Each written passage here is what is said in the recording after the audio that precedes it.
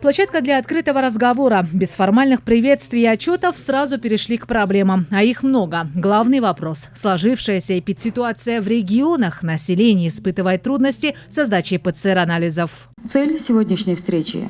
Я хочу понять, что происходит. Я знаю, что очень много проблем есть.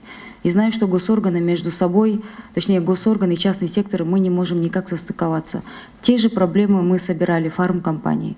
Там таможня не идет навстречу, там налоговая себя ведет как удобно.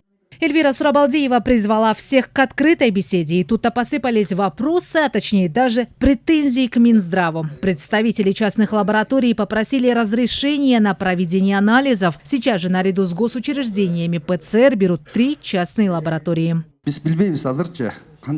Нам не дали разрешения проводить ПЦР-анализ. Говорят, нужно отдельное помещение для таких клиентов. Но нет возможности для этого. Мы писали заявление еще 2 месяца назад. То, что вы говорите, мы не можем организовать организацию раздельного отбора, это большой минус. Может быть, к вам придет пациент бессимптомным течением коронавируса.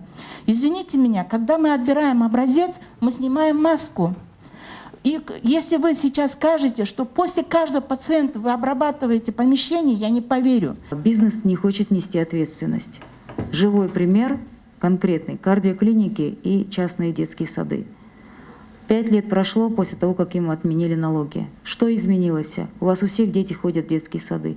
Цены не поменялись, качество питания не поменялось. Давайте уже, если мы жалуемся, то будем двусторонне друг друга понимать, позицию государства тоже.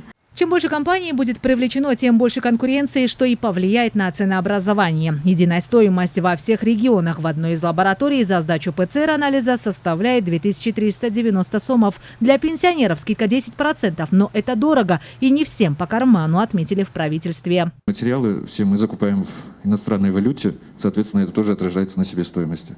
Стоимость пачки перчаток составляет 1100 сомов. Это средняя цена, 1100-1150. Раньше мы покупали перчатки 200, уважаемые коллеги, сколько, поправьте меня, 250 до 300 сомов.